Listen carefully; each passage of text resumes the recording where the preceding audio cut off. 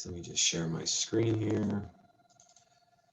All right, well, hey, good morning, everybody, and thank you for attending. I hope you're as eager as I am to learn from Scott Edwards of Summit 7 about CMMC foundations. Just a quick note, this webinar is for providing ideas and resources, but not specific guidance or recommendations for you and your unique business situations. In my experience, generally, the speakers that I have on have been happy to engage with attendees individually to provide consulting and tailor recommendations to your team in your unique corporate situation. And you'll be provided their contact information so that you can reach out directly to them should you have very specific company questions that you want to ask, or maybe if you want to engage them individually in their disciplines. So we'll get moving. We've got an hour set for this. I am recording this webinar, so you will receive a link in the post-webinar email to that. An easy way also to find it is just if you find me on LinkedIn, my last name is somewhat unique. I have a list of these. I have these on my page, so you can see them there as well. We're using the Q&A feature for questions in this, so I'll be monitoring and supporting Craig as he's our moderator today and looking at those. So we're going to finish right on time, hopefully around 12:30. But if we have a little bit of overtime, I'm sure that's not going to be too much of a problem. So a couple of introductions, just who I am as the host. My name is Bryan Clickener, and I'm with Risk Strategies. Risk Strategies has over 1,800 employees and 70+ offices around the U.S. Our DC metro office is right above the Bethesda metro station. Although I guess technically we probably have like 1,800 offices in reality, because we've been virtual now since March when COVID really kicked in. My team and I work with clients to create bespoke employee benefit plans tailored to your company's needs. Specifically, we focus in this area, but we're a full service insurance agency and consultancy and can provide risk management solutions in retirement, property and casualty, and personal lines, really focused on your unique needs. I like to say that we try not to fit problems into products. We try to understand what you're trying to accomplish and work with you in order to create a solution that fits your unique corporate culture. So just as a quick highlight, sometimes when I say bespoke employee benefit plans, it kind of gets, people kind of look at me kind of odd with that. So just have a couple of quick case studies I'll run through. I won't go into a lot of detail, just a couple of one-liners here. So, with this client, we just took over this client this year. It's a small GovCon, so applicable to the audience here. We took their non-health benefits, their life, disability, and dental. We took it to market, and we're able to cut that cost in half. And for a company that is less than 50 employees, to cut out over $20,000 in expense is pretty remarkable. And we just really did kind of the basics of blocking and tackling and taking it to market. We gave them equal or better benefits with high-quality carriers at a cost that was substantially lower. We've also moved them over from a fully insured health product into an alternative funded solution so they can better control that expense. Here's another GovCon, another is larger. This is in like about 100 life group. Again, we took them, upon taking them over, we took their ancillary products out to market and just found a better overall solution for them. We're in the process of going through their healthcare solution now. And then we have a range, so we can work in the small market, the under 50, that kind of middle market, 100 to 200, and then we also go up into several thousand employees, a much larger employer basis. And so you'll hear the term alternative funded. This is just a philosophy that we have. It's better to manage your employee benefits and in kind of a different way than buying products from carriers if you can avoid that type of a solution. So we optimized this employer group's health and welfare program. We've lowered their fixed costs substantially while providing them better management.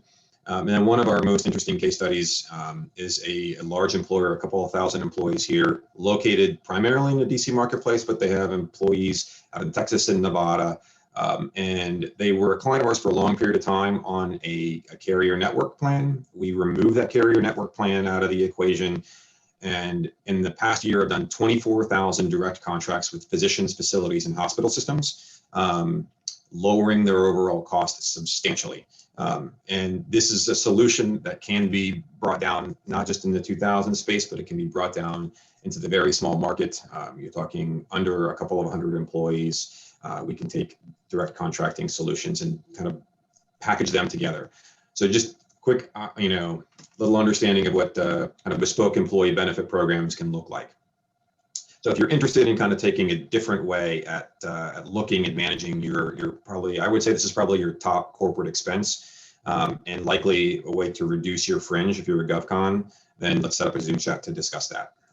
With that, I'm going to introduce our moderator, Craig Marino. So Craig, my friend Craig, he's the COO of Squadron Defense Group, with responsibilities for sales, marketing, and service delivery functions for that company. He is a has senior level experience in a variety of sales, finance, and operations positions, including more than a decade as a trusted advisor on technology, merger and acquisition transactions, as a senior customer service official for the New York Mets. I just have to say go Nats, even though we didn't have a good year this year. He's a graduate of the Duke University School of Engineering and Northwestern University's Kellogg School of Management for his MBA. Squadron Defense Group, where he's a COO, provides commercial clients, government contractors, and defense and intelligence community agencies with comprehensive range of professional services and products designed to enhance national security. SDG security consultants support client FSOs or facility security officers with the operation and maintenance of their organization's facility clearances and personnel clearances, and provide guidance on such topics as insider threat programs, both CI mitigation, export control, and export controls. SDG's manufacturing division produces mobile and modular, sensitive and compartmental information facilities, or SCIFs as they're commonly called, which I'm sure everyone in this call knows, and consulting to support the construction and secure space of classified communications. With that, I'll pass the mic to Craig to begin the discussion with Scott. Thanks a lot, Brian, and thanks for hosting again. This is the second of these online webinars that we've done with risk strategies, and I appreciate the opportunity to share information on a number of topics. It's a real pleasure to have Scott Edwards with us today. Scott's a West Point grad and the president, founder, and CEO of Summit 7 Systems. They are truly leaders in the area of IT security and compliance. And Scott has been deeply involved in the development and rollout efforts surrounding CMMC. So it's really wonderful to have the chance to hear directly from him. If you've been tracking CMMC, and I suspect many of you have, you may have encountered Scott. He's prolific in terms of getting out and sharing his experience and his insights. So again, we're really thrilled to have him with us. Scott, I'll let you do further introduction of yourself and get things rolling. All right, well, great. Well, thanks so much, Craig, and I'm happy to be here as well, and as well, Brian. Thanks for giving me the opportunity. So I'm going to go ahead and pop up my slides here, and let's see here. Everybody seeing the slides there? Perfect. All right, great. So, so what we're going to go through today is a deck that we've called CMMC Foundations and How to Prepare for 2020. Basically, we want to give some general information about what CMMC is, and talk about what the best thing you can do, this year, right now, to prepare. We're getting really close to actual implementation. There's been some new developments just over the last couple of weeks that I'll talk about as we go through the slides as well. But that's really the goal here, is to lay down some foundation and then tell you kind of what your next step needs to be. So this is the agenda. I'm going to cover a little bit about the DFARS interim rules that were pushed out a couple weeks ago. I'm going to go over CMMC 1.02 is actually the number for the current version of the CMMC.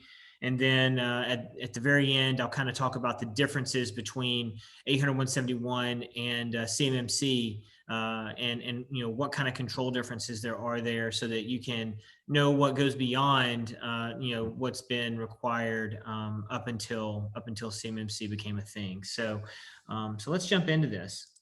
Yeah, Scott, this has been going on for about 2 years now. So where do we sort of stand in the whole rollout process? Yeah, so where we are right now is kind of over here in this October timeframe.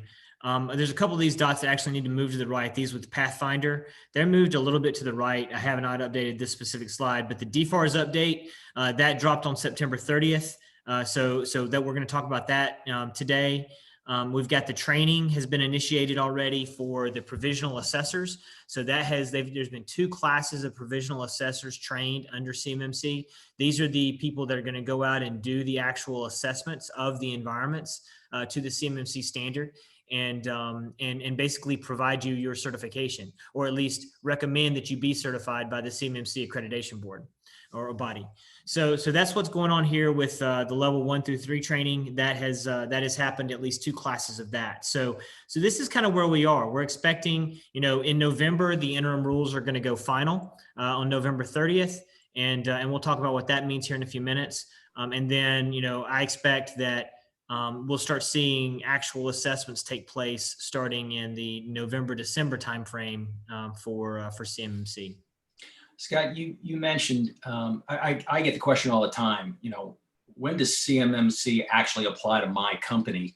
And we'll get to that, but these interim rules are a recent development, and they really add another layer of urgency to getting on top of your cybersecurity posture. Can you go into some detail on what this means and what its implications are? Sure. Yeah. So these interim rules. So if you're familiar with DFARS, you've probably heard of DFARS 252.204-7012. That's kind of been the big quote unquote DFARS rule that's been talked about now for years. It came out initially in 2015, 2016. It was codified is in place on December 31st of 2017. So we've had 2018, 2019, and most of 2020 now to basically get yourself in compliance with the DFARS 7012 requirements. Well, we have now got 3 additional DFARS requirements that are going to impact you if you're a defense contractor. And that's 252, 204, 7019, 7020, and 7021. And so what this really does is it codifies the requirement for the cybersecurity maturity model certification. Previously, CMMC was kind of a standalone program, and now CMMC has been written into the DFARS. So there's regulatory backing, if you will, for the CMMC requirements now. So it's no longer going to be just a specific contract requirement. This is now going to be a DFARS requirement for everything going forward. So the 3 different interim rules that are put in place really lay the groundwork. The first one, 7019, basically requires that contractors submit the evidence of an assessment, either what's called a basic assessment that you do yourself, which is essentially what you've been doing as part of under DFARS 7012, is essentially doing a self-assessment. You have to submit the status of that, or you have to have DCMA come out and do what's called either a medium or a high assessment against your environment. And they're going to be assessing to NIST 800-171 and the DFARS requirements as part of 7012. That has to happen at least every 3 years. And you have to submit that through the SPRS, okay? SPRS is a system where you're going to submit the information, SSP, and you're going to say, we've assessed ourselves at a basic level, or here's DCMA has come out and done an assessment against us at either medium or high. So that's the first piece. The second one is essentially, if DCMA comes out and does an assessment, 7020 basically requires that you're going to host them and you're going to give them the access that they need to execute that assessment. Right. So you can't essentially stonewall the DCMA assessors and not give them access to the environment or give them access to your people to actually be able to do an assessment against DFARS 7012 and NIST 800-171. For example, if they want to come in and they want to, get on a system and they want to see, how you're doing a specific control, you have to show them that. Right. And so that's what 7020 is going to do. And then I made a typo here. The 252-204-7021, not 7012. Obviously, we already know it. We all know. I'm so used to typing 7012. It came out as 7012 instead of 7021. But this is the interim rule that actually codifies the CMMC as part of DFARS. So it basically says that going forward, any new contracts that are released, new task orders or solicitations that come out on existing contracts, task orders on existing IDIQ contracts and those kind of things. except for COTS items and micro purchases. Micro purchases are defined as purchases under $10,000. They will include the CMMC requirement as part of those contracts. All right. So now this is going to be rolled out over time. This is not going to be, you know, January 1 of 2021. We're not going to see it in every single contract, right? It's going to be rolled out over time until we get to January 1 of 2026. And in January 1 of 2026, I think is it January 1? Yeah, I think it's January 1, 2026. I can't remember if it's the beginning of calendar year or in the beginning of the fiscal year. It's either October 1 or October 1 of 2025, actually. It is. It's fiscal year. So October 1 of 2025, going forward, every new contract, every new solicitation will actually have to have the CMMC requirement in it. From now until then, it's going to be rolled out and phased in. There's going to be 100 and so contracts in 2021, 400 or 500 contracts in 2022, and then it'll continue to grow from there. So it depends on how active you are in your contract pursuit activities, on, you know, how quickly you are really going to be forced to get your CMMC certification. If you do a tremendous number of contracts, or if you do contracts that are going to be in areas like things like Missile Defense Agency type contracts, or you know, high technology cybers and those kinds of things, then you're going to see this requirement earlier than, say, a contract for, you know, a physical plant maintenance or something like that, you know, mowing grass or whatever, right? So it depends on what kind of contracts you're dealing with when you're going to see these things pop up. Hey, Scott, comments on that? Yeah, when you talk about basic, medium, or high assessment, right, how do folks determine which bucket they fall into? So the government will tell you. So you're required to do a basic assessment. That is what everybody is going to be required to do up front, and you're going to have to submit that into SPRS, okay? The government will then reach out to you and say, we've identified that we want to do a medium assessment for you, or we want to do a high assessment for you. They'll call you up and tell you that, and then they'll set up time for them to come in and do the assessment. So you have to do the basic, and then the government will contact you on their timeline when they're ready to do a medium or high, if they decide. And the requirement now under 7019, that there's a deadline on that's near term, right? That's end of November, if I remember correctly. That's right. That's exactly right. So this goes into effect when the interim rule turns into a final rule on November 30th. So that has to happen really quickly. So, you know, it shouldn't really be that big of a deal because most contractors have already been signing, you know, reps and search saying that they're in compliance with 7012 for the last 2+ years, right? So if you've been doing that and you are actually in compliance with 7012 and you've got your SSP built and all of the things that you need to do, then when you submit your data, you know, that just has to happen between now and the end of November. Now, the challenge that you may end up having is many people, you know, had an SSP in place and they had a POAM with 105 out of 110 items POAM'd out, right? Well, now you're going to have to actually tell the government that you have 105 items POAM'd out. Right. That's obviously not going to look very good on your basic assessment. Okay. Great. Thank you. So the next thing, you know, so that's kind of the interim rule piece that we need to jump in, you know, that we covered first. I wanted to put that right up front. And so now, you know, we kind of laid the groundwork for, okay, CMMC is part of DFARS. It's part of the regulatory framework now. So now what is required by CMMC? We know that 7012, 7019, and 7020 require NIST 80171. They require the basic assessment being submitted into SPRS, and they require the ability for the government to come out and do a medium or a high assessment against your environment. That's basically what 7012, 7019, and 7020 tell us that we have to do. Now, 7021 brings this whole CMMC thing to the forefront. And so that's what these next number of slides are really talking about. When we step from DFARS 7012, 19, and 20 up to DFARS 7021, what does that leap look like, right? And so the CMMC model is a maturity model. It's based on 5 levels. You have level 1, which is considered basic cyber hygiene. Level 2 is really a transitionary phase where companies are trying to move from level 1 to level 3. Level 3 is what's called good cyber hygiene, or considered good cyber hygiene. This is where you have managed IT infrastructure in place. You have controlled and classified information in your environment, and you're managing that to standard. All right. Level 3 most closely matches to NIST 800-171. There are some differences though, and I'll go through some of those. Level 4 and level 5, there's going to be a very small percentage of contracts that are going to come out with level 4, level 5 requirements. Probably around 0.5 to 1% of contracts, or do we expect are going to come out with level 4, level 5 requirements. They have not even trained auditors, assessors yet for level 4 and level 5. The only thing that has been trained up to now is for level 1 to level 3. So that's what you should expect to see in the immediate future. Okay. And so within this 5-step framework, or this 5-level framework, it breaks down into domains, processes, capabilities, and practices. All right. So there's 17 total domains or knowledge domains within the environment or within the CMMC framework. Okay. The capabilities are broken out from those domains. So each domain may have 1, 2, 3 capabilities built into it.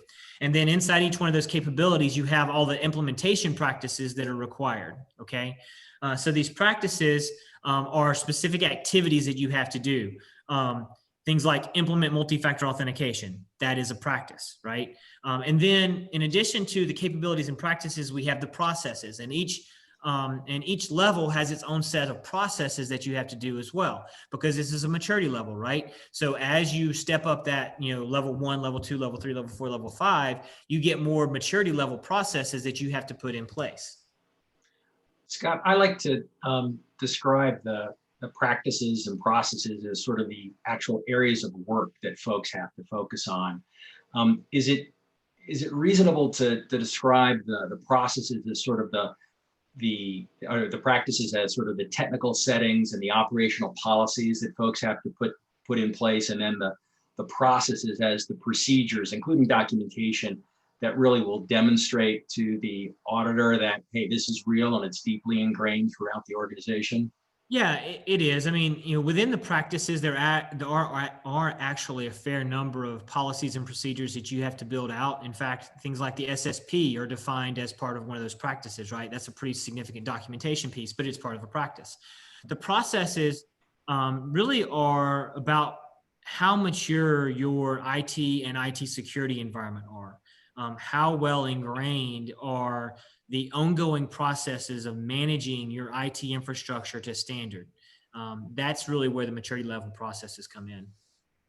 I think something that folks commonly misunderstand is that a big chunk of what's required is not technical insofar as having to go in and adjust settings. It's actually doing the documentation and establishing the policies. There's a lot of that involved. Absolutely. There is a lot of that. There's absolutely a lot of that. And so I'm going to talk about that actually on the next slide after this one on all the different policies and such that you've got to have. So this slide really breaks down how many practices you have to have for each individual level. So at level 1, it's pretty straightforward, right? Most people are probably doing these today. These are also basically line up if you've heard of the FAR 15, which is the initial push that started kind of the cybersecurity awareness within defense contracts. There were 15 basic procedures, capabilities that were put into the actual FAR that everybody has to do, from a contractual standpoint. Well, level 1 is essentially equivalent to that, right?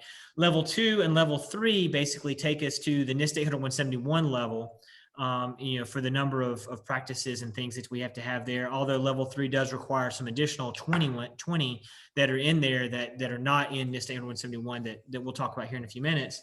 Level 4 and level 5 add an additional 41 practices that really step up the complexity of the IT security environment, requiring things like security operations centers and other functionality that go well beyond what a normal company might have in place today. And so, especially a small company.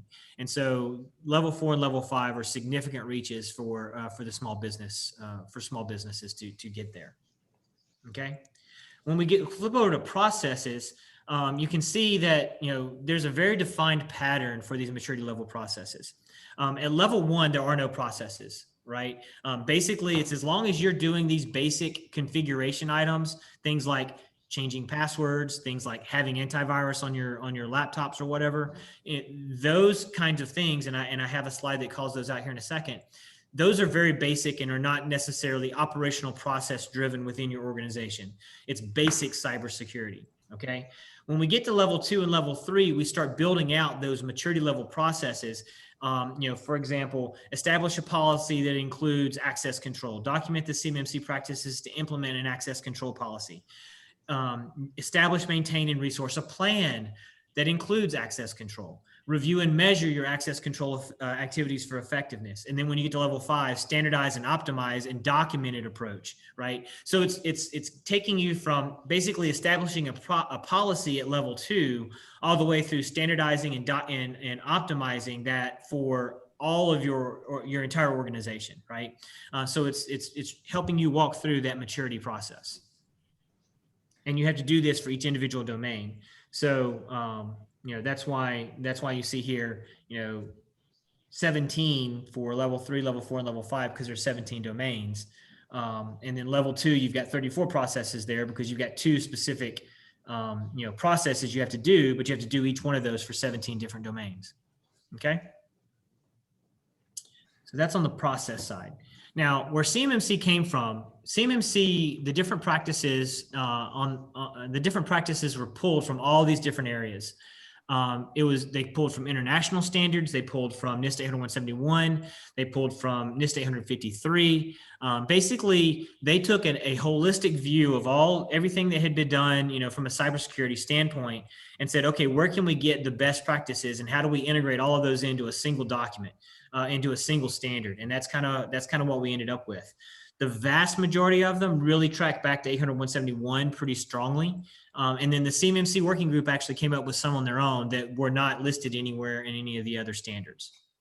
Scott, I've heard a number of contractors raise the concern that, they're already subject to a host of information technology compliancy requirements, and that CMMC is just another burden, more of the same, and more expense. Is that a fair assessment? Well, to some degree it is. I mean, yes, there are, various IT security standards out there. They haven't been put in place in large part by the federal government, unless you're talking about DFARS, right? And if you're talking about DFARS 7012, basically CMMC just builds on that. It's just it's a one step further than what's in DFARS. And that's, I want to talk about some of those differences here in just a second. But if you've done DFARS already, then your delta to get to CMMC level 3 is, I don't want to say insignificant, but it's a much smaller step than if you tried to tackle all 130. Now, if you haven't been doing the DFARS stuff, then yes, you have a very large project to tackle to get you from 0 to 130. That's going to be a challenge, and it's going to take some significant time, and it's going to take significant dollars. But if you've been making the investments over the last 2 to 3 years, 4 years even, to get yourself into DFARS 7012 shape, then your jump to CMMC level 3 is going to be should be relatively uneventful. The other thing that I've heard, though, that I find encouraging is the notion that CMMC over time, or CMMC right now, is being watched very carefully by non-DoD federal agencies.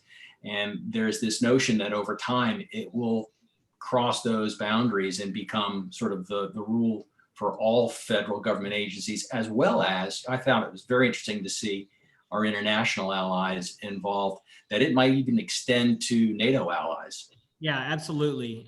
So you've already seen CMMC be referenced in the GSA STARS contract, STARS 3 that came out. CMMC was referenced in there. So we're starting to see, DOE has started, I believe it's DOE has started pointing to CMMC as a potential future requirement. So yeah, we're definitely going to see it cross over into the FAR, I believe, at some point in the future, and into the civilian agencies. I think that's going to happen. From an international standpoint, the Five Eyes countries, the NATO countries, they are also looking very heavily at the CMMC requirement as an international standard. I know the UK is very involved. Even the EU as a whole, the UK kind of is leading that charge and trying to introduce it over into the EU. Even though they're pulling out of the EU, they're still starting to introduce the concept over to Europe, because we have so many defense contractors that are headquartered in the EU, right? Their parent companies are in the EU. Think of companies like Leonardo or Rolls-Royce. Those types of companies that have lots of DoD contracts, they're going to have to abide by these same requirements. And so, so it's definitely looking at crossing the ocean, if you will. Okay. All right. So as we get in to talk more detail about CMMC, it's really interesting, or it's really important to understand the difference between what's called FCI, or Federal Contract Information, and Controlled Unclassified Information. Okay. NIST 171 and DFARS was really built specifically to protect controlled unclassified information. It did not address FCI at all. It only addressed CUI information. All right. Well, CMMC addresses both FCI and CUI. FCI is really addressed under level 1. Okay. So if you do not handle controlled unclassified information, then you will not be required to get to a CMMC level 3, all right? You may only be required to get to a CMMC level 1. The definition of federal contract information is in 48 CFR 52204-21. It's information that's provided by the government or generated for the government under a contract to deliver a product or service to the government. So basically any kind of non-publicly available information about a contract is considered FCI unless it rises to the level of controlled and classified information, all right? So if you think of all information about a contract as a cloud, FCI is the whole cloud. And then inside FCI, you have a smaller cloud. Think of it as a Venn diagram that is controlled unclassified information. And then inside that, you have another circle or cloud that is considered export controlled information. Okay, so you have levels of information, right? Export controlled information is controlled unclassified information. Controlled unclassified information also is federal contract information. But if we're talking about if you only have access to FCI, then you're only going to need to be CMMC level 1. If you have access to controlled unclassified information, you're going to need to be at least a CMMC level 3. Okay, and so that's kind of where the difference is between FCI and CUI. Katie Arrington, who's been running Point, has said that the vast majority of the defense industrial base is going to only be required to reach level 1, and yet those contractors, such as ourselves, that are working on classified contracts, I would assume that you're looking at a minimum of level 3.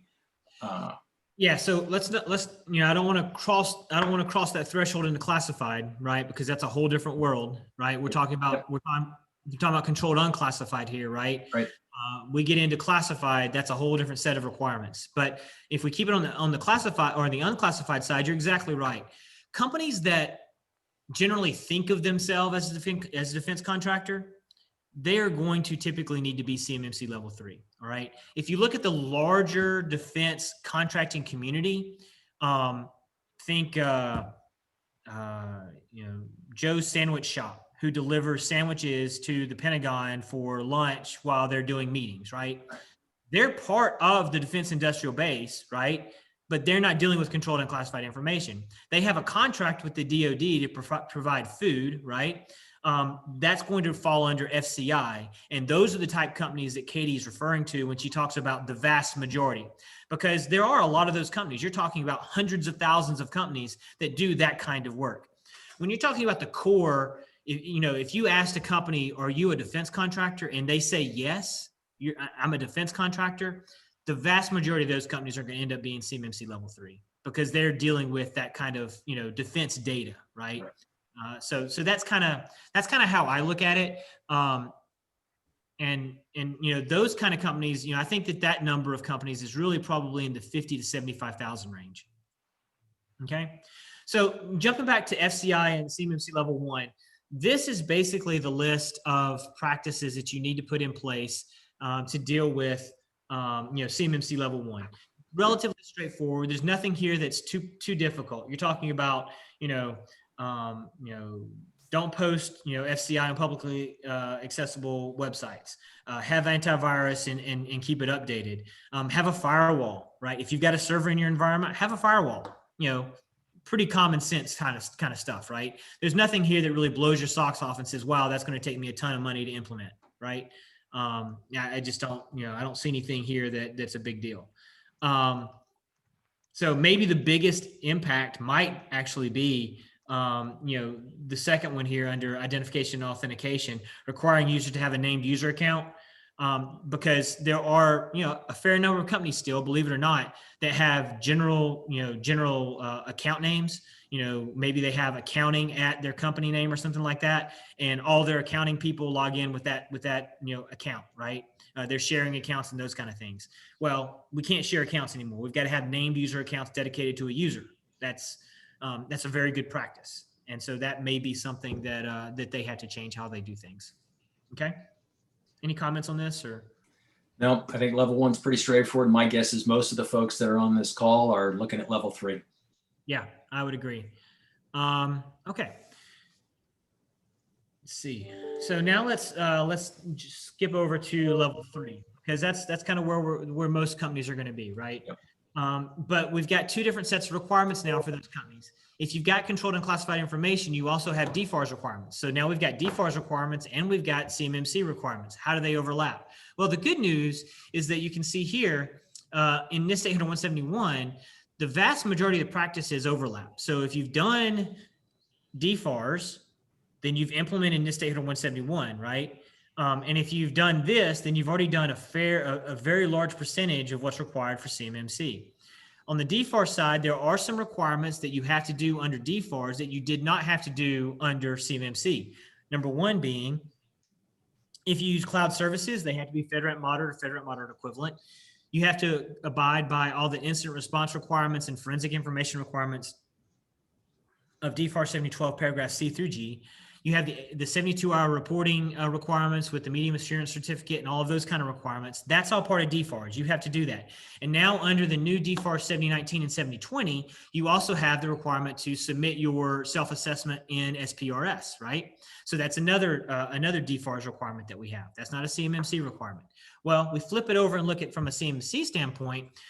Under CMMC level 3, you have to implement all of NIST 800-171, but you also have to do some additional things. There are 20 additional practices and then the 51 maturity processes that you have to put in place that go beyond NIST 800-171. So that's kind of the delta, if you will, to move from DFARS 7012, 7019, 7020 compliant into DFARS 7021 and level 3 compliance. Okay. Scott, there's a question that came through, and I think it's timely. Aside from what's being put out by National Archives and Records on what constitutes CUI, are there any other resources that you can point to? Because that everyone starts off with, well, what's CUI and do I actually have it? And that's sort of your starting point. Yeah, so this is actually a really tough question. You have to start with NARA. I mean, that's the place to start. You have to read through that and determine if you have any information that falls into those categories. You should be able to ask your contracting officer, okay? Your contracting officer should be able to tell you, and they should be marking coming from the government. We know they're not, because we know, I mean, we work with a lot of customers and almost the government is marking almost none of their data that's being handed to contractors. But you should be able to ask your contracting officer, what CUI you have access to. And then, CUI doesn't just come from the government. CUI can be developed on your contract, right? If you're doing, testing of a weapon system, all of the analysis data, all the data about that test, all of that kind of information is considered controlled and classified information and may be considered export controlled information, right? That's just an example. So you have to look at NARA. You have to ask your contracting officer. There's also a new website, www.dodcui.mil. That is going to have additional resources for helping you identify controlled and classified information. And I know that the contracting officers through Defense Acquisition University are now starting to get more training on CUI specifically. So they are trying to close that gap. Okay. Right now, the DoD CUI website really only points back to NARA, with the exception of a couple documents that you can download off the website. But I expect over time that that's going to get better. Not to take us off point, but Scott, you talked about the training that's going on. What training are you aware of that's being done with contract officers to help them determine what level a prime or even a subcontractor is going to need to meet? Yeah. So I know that DAU is doing training. I don't know the specifics of that training yet, but I do know that there is training going on. Okay. Thank you. Mm-hmm. All right. So, we do a lot of work with customers, hundreds of companies, and we see some pretty consistent, failures, if you will, in how they're doing business. And this is just an example of some of the things that we see, not even getting into the CMMC requirements, just talking about the DFARS requirements and the NIST 171 requirements. Where do we see failures? And these are some of the things like lack of multi-factor authentication down to the desktop level. That's a big one. Having every user in your environment have administrative access, not just to their laptop, which is a problem, but to servers and everything else too. That can be a challenge. That's especially a problem in, say, the sub 10 employee type companies, where basically everyone is a full admin. From a DFARS standpoint, using cloud solutions that are not FedRAMP certified, don't meet paragraphs C through G. That's a big one. People that are sitting in, Office 365 commercial or sitting in G Suite or, something like that. That's a typical problem that we see. And then from a procedural control and documentation standpoint, things like not having change management, especially a big issue in small businesses. Basically, the owner of the company is the admin, and he or she basically goes and does whatever changes he or she decides that they need to be done. Nothing is ever documented. There's no change logs, and there's no board or approval process. It just happens, right? So lack of change management and change logs is a big deal. So these are just some examples of gaps and failures that we see on a very consistent basis. Yeah, I think that point you make there, Scott, about cloud service providers is really critical, because I know in my conversations, a lot of folks say, well, okay, Craig, so all I need to do is just sign up with a cloud service provider and I've got this knocked, right? And not only is that not true, you could potentially be setting yourself up for a significant issue by either selecting the wrong cloud service provider and also not understanding that you still have a lot of work to do, even if you sign up the right cloud service provider. Yeah, that's exactly right. I mean, you've got to, just having the right cloud service provider basically just provides you an infrastructure. In the shared service model that cloud services are, that may help you cover, 10, 15, 20% of the controls, but you still have to build out the other 80 on that platform. So yeah, it's a big deal. All right, I know we're actually running through the time here pretty quickly, so I'm going to have to move through some of these slides pretty quickly. So what's it going to take to get CMMC certified? I'm not going to read everything here on the slide. I'm going to throw that up there, let you guys digest that a little bit. On the right-hand side, you can see kind of a process, if you will, to step through. These are kind of decision points and things that you need to make sure that you're doing to get you to the end goal of being CMMC certified, right? Make sure you're leveraging only FedRAMP audit cloud solutions if you're going cloud. Make sure you're meeting all the paragraph C through G requirements. Make sure you build the entire environment to 800-171. Implement the additional 20 controls that you need to have. That's a big deal, and I'll talk about those here in a few minutes. Build all your NIST policies and procedures and the 51 maturity level processes. Have your SSP and POAM. Make sure it's up to date and built out correctly. Submit all this information into SPRS, like we talked about, has to be done by November 30th. And then once all of that stuff is done and you're good to go, that's when you want to reach out to a C3PAO and say, hey, come out and audit us for CMMC level 3. So these are kind of the processes that you're going to want to you're going to want to step through at a real high level. Any questions on that? Okay. All right. Some additional notes. Big ones on this, the certification from the CMMC standpoint, that's going to be good for 3 years. We talked about the phased rollout a little bit earlier on how it's going to be rolled out through 2025. And then in FY 2026, we're going to have pretty much every contractor is going to have it. This last one, the third-party providers, this is kind of a big deal.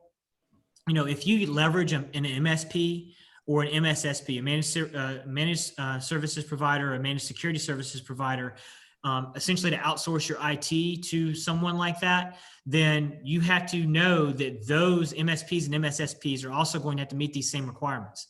If you have to be level 3 and you use that MSSP and they have access to your systems and they're doing everything for you, then they're going to have to be CMMC level 3 as well, right? I did a whole panel discussion with Reagan Edens of the CMMC AB last week. You can go out to our website and find that. I'll put you the link up here at the end of the presentation. That we did an entire hour and a half talking about MSPs and MSSPs and how if you use them or if you are one, what your requirements are going to be moving forward. So if that's you, then you might want to go check out that video. Now, one of the points that I think is great on this slide is that there are resources available, whether it's through prime contractors or government agencies, that recognize small businesses are feeling some pain trying to meet these requirements. So be sure to look out, and certainly we can help you try and identify where some of those resources lie. Yeah, that's a great segue into my next slide here, Craig.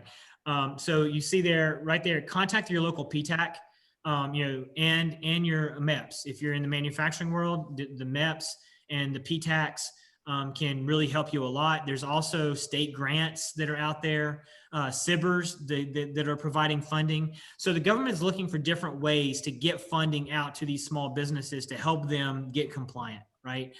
It's not something that, I'm not saying that there's hundreds of thousands available for every company, but, small businesses can find funding out there to help, right? PTACs, the MEPs, the grant programs. For example, I know Virginia specifically has a grant program that they run through, what's the name of the company or the organization? The gentleman's name is Roy Lubke. They're out past Ashburn, if I remember right. Yeah, I cannot remember the name of the company. Gosh. But he has a grant where they've been giving, $20,000 and $30,000 grants to companies for 2+ years now. We've had a number of customers that have leveraged. They're particularly focused on manufacturers, aren't they? No, they've done all kinds, but yeah, I think there is a lot of manufacturing involved. Let's see, other big points that I want to do here, that I want to talk about here. I guess that's it. Yeah. All right. So this is the big question that everybody has, right? What's this thing going to cost? And it's a really hard thing to answer. It varies wildly depending on the size and complexity of the organization. But I can tell you with pretty solid confidence that I don't think any company has been able to get to a DFARS or a CMMC level 3 compliant state under $100,000, not just in actual cash outlay, but I'm talking about time that it takes for you to actually do it yourself too, right? Because internal costs, your internal personnel costs, that's a big deal. If you have a person getting paid $100,000 a year and they spend 6 months trying to get you through CMMC, well, you've just spent $50,000, to get to CMMC, right? So it's that cost, plus any kind of third parties you use, plus any kind of software or hardware that you're using, plus the cost of any managed services that you're using. All those costs together add up, right? And so the cost is significant, but the benefits are also significant. It's basically going to be, it's a cost of doing business with the DoD now. So over time, you're going to have to, rates are going to have to push up, to the government to ultimately cover the costs that you're going to have to bear. Now, how quickly is that going to happen? I don't know. But I know that if you build it into your rate structures, that's basically where you're going to have to recoup the cost. But it is a significant investment of time and money. I know you've identified some specific components or providers that are worth considering, because I'm sure a lot of folks on this call are sitting here saying, okay, where do I go? Right. That's right. So, from a platform standpoint, many companies, especially small companies that we talk to, they're trying to move everything to the cloud. And the reason is because the ongoing operations and maintenance of that environment is going to be less expensive than trying to maintain everything on-prem. Building out all of the requirements that are required by CMMC and NIST 80171 in an on-prem fashion takes a tremendous amount of software and expertise to both implement and manage. If you do it in some of the cloud services, you can get more of the software in kind of in a bundled suite, and it can lower the ongoing management costs of that platform significantly. So that's why most small businesses are going as much cloud as they can. Now, if you're going to be going to the cloud, what kind of clouds should you be looking at? If you only have federal contract information or FCI, then you have a lot of options available to you, a lot more options. For example, you can go on-prem if you want to. If you're going to go to a SaaS-based cloud service, you can use Office 365 Commercial. You can go to G Suite. You can go to lots of different cloud providers out there that provide email and other services if that's what you want to do. From a IaaS, if you want to put servers up in the cloud, Amazon Web Services, Azure, Google Cloud Platform, all of those are available to you if you're dealing with FCI. Now, once you switch over and you go into controlled unclassified information, and you're talking about export controlled information and those kinds of worlds where you need a CMMC level 3 through 5, that changes the type of platform that you can actually deploy on. Obviously, you can still do on-prem. It is more difficult. It does require a lot of implementation costs and such with that, but you can do on-prem. If you're going to go to a SaaS provider, really the only cloud SaaS provider that can provide everything for you is Office 365 GCC High, Office 365 Government Community Cloud High. That's pretty much the target environments you're looking for if you're going to go SaaS. If you're going to go IaaS and PaaS, then you can look at Amazon Web Services GovCloud, or you can look at Azure Government. If you're going to try and deploy everything or portions of your environment into an infrastructure as a service platform where you're actually putting servers out in the cloud and running them as virtual machines essentially, then those are the kind of platforms that you would run there. Great. Scott, we're running low on time, so I want to let you just power through what's left. All right. So the last two slides that I really have here is really just just showing on the screen kind of the different things that you have to do beyond NIST 80171 to get to CMMC level 3. I have a whole other presentation that you can go out and download. I'll give you the link here in a second where I actually dive into each individual one of these controls and talk at length about them. So if you want to go see that webinar, it is out there. But some of the big ones on this one, testing and regularly performing complete and comprehensive resilient data backups. That's a big one. Basically making sure you have backups. This one this set right here around audit and incident response, this is all requiring what's called a SIM, or a security information and event management solution, where you basically are consolidating all of your logs. You're consolidating all of your logs into a central environment where you can actually reduce those down, identify issues, identify problems, and then go track those down to help you identify potential incidents. Those are two big ones. We flip over to the back half of this. We've got things like spam protection, implementing email forgery protections, using email sandboxing. When our customers move into Office 365 GCC High, one of the features that we deploy for them is called Advanced Threat Protection, Office 365 Advanced Threat Protection. That actually does these two here: the email forgery. Utilizing sandboxing to detect or block potentially malicious email attachments. That's part of ATP. This implement and email forgery protections. This is doing things like DKIM records, DNS records and such to help you there. And then you have the employee spam protection. This is things like Exchange Online protection, which comes as part of Office 365. But there are literally hundreds of products out there that can do spam protection. So you just got to make sure that you're using that. Okay. So that's a real quick rundown of the 20 practices that go beyond NIST 80171 to get to CMMC level 3. That's all I had. What are the questions you have, Craig? Scott, I've heard a number and seen a number of companies that are advertising appliances or software applications that they can lay on your network and automatically generate a report that says, here's where you are with your compliancy against CMMC, against 80171. What are your thoughts on those kinds of solutions? They can be a portion of a strategy. They're not a silver bullet because they don't they're not scanning everything. They are really focused heavily on cloud or on on-prem environments. And if you are in a cloud environment, those things don't work at all, right? So they don't have the ability to, go out and look at your Office 365 or, investigate your Azure implementation or your AWS implementation. So they are a portion of a solution. They make a lot of assumptions about the size and the breadth of an IT infrastructure. When you think you're going to plug in a box or multiple boxes and essentially automatically create a report that tells you exactly where you are with your status. This is going to take, at least initially for the first number of years, I believe this is going to take a lot of people really defining and really spending a lot of time understanding your infrastructure, understanding how you interact with data, with information, to build these things out. I don't think there's any silver bullets. You can use all of these things as tools, but there's no silver bullets. We just had a question come in asking whether government contractors that have all their employees on government sites managing systems, will they be required to have these certifications as well?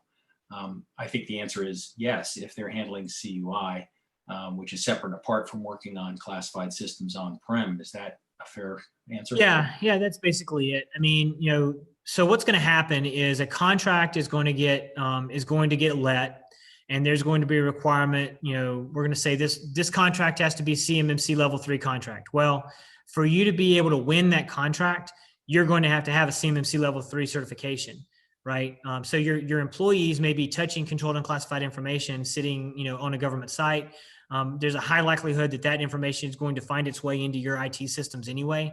And so for you to even be able to bid on that contract, you're going to need to, pursue CMMC certification. So yeah, I mean, these things are going to be in all the contracts. If you have people, that are dealing with controlled and classified information as part of your duties. I foresee pretty much every company that, like I said, that thinks of themselves as a defense contractor, you're pretty much going to be CMMC level 3. The non-traditionals, the food establishments, the people selling COTS stuff and only COTS stuff, those are going to be the guys that are going to be sitting at CMMC level 1. Right. Scott, I don't have any more questions. It was a great presentation that, I've seen you do presentations a dozen times, and I know that there's unlimited information, unlimited material to go through. One final thing that I throw at you, for folks that are on the call, let's assume that they are, half pregnant with 800-171 compliance. What would you suggest be their plan of attack from this point through the end of November when they have to submit their self-assessment? Sure. So, I mean, if you have an SSP in place, you've got a POAM, you really need to understand what your POAM is, and you need to start knocking those items off as quickly as possible. And then, come November 30th, you need to be submitting to SPRS where your current status is, what you've done on your self-assessment. And then very quickly, you need to finish out whatever POAM items you have. You need to close that POAM ASAP. And then once you close that POAM and you get DFARS 7012, 7019, and 7020 checked off, then you need to start looking at what's it going to take from a CMMC standpoint and start working on DFARS 7021. But the first thing would be, get that POAM done so that you don't have any 800-171 requirements left. Is there an opportunity to update your submission? Yeah, you can update your submission anytime. Okay, great. Scott, really appreciate the time, really appreciate the insight and the information. Thank you very much. Absolutely. Happy. Yeah. Hey, thanks, Scott. That was tremendous. I mean, I could sense from listening through to this conversation that there's so much more that this could take you down. Like, this is a very, very small snapshot. So we're just about at an hour. So today's session concludes my 2020 webinar season. I've been fortunate enough to make the acquaintance of many great people in their respective fields, like Scott and Craig. So thank you for this. I think it was a raging success as far as I could see. I mean, tons of really great information. For those that are in attendance, if you're interested in prior sessions, you can find it on LinkedIn. It's on my main page. I've done things on Service Contract Act, other transactional authorities. This is something that Craig and I did a little over a month ago. I did a 4-part series on COVID way back in April, and business financing for government contractors. So I hope you'll check those out. So I thank you all for your attendance and really for your engagement and expertise. Craig and Scott, I thank you for that, and your energy and enthusiasm as well. Just as a kind of a closing to both of you, if you have any closing remarks or thoughts, and as well, if you have any areas that you may be presenting in the future. I think Scott, I saw something about an event coming up later this week with Summit that you might want to just tease out on this, if you will. Yeah. So we do a lot of events. I've got a lot of them. If you hit these 2 links, the video link and the blog, we have a lot that we advertise out there on different events that we've got coming up, and also with sessions that we've done previously. If this was a kind of an introductory to you and you're wanting more information, I literally have probably 20 hours, maybe more, of webinars that can help you dive into different pieces of this topic. And so there's a lot of information out there. And if you've got questions on any of it, you can send it into the inquiries. You can even send me an email directly, scott.edwards@summit7systems.com. That works as well. And I'll be happy to answer any questions that you may have. So yeah, there's definitely a lot of information out there to go consume. Yeah. And, from my perspective, we help small, medium-sized businesses all the time with the rest of their security programs. It's great to have a partner like Scott to help with the 800-171 and the CMMC work, but there's a lot on your plate if you're in charge of security for a government contractor. And to the extent that you're looking for some help trying to make sure everything is tied down, please don't hesitate to reach out. Squadron Defense is it's what we do. Awesome. Hey, well, thank you both. I really appreciate it. And thanks everyone that's in attendance. Thanks for your time and attention today. Have a great day and a great rest of your week. Thanks, Bryan.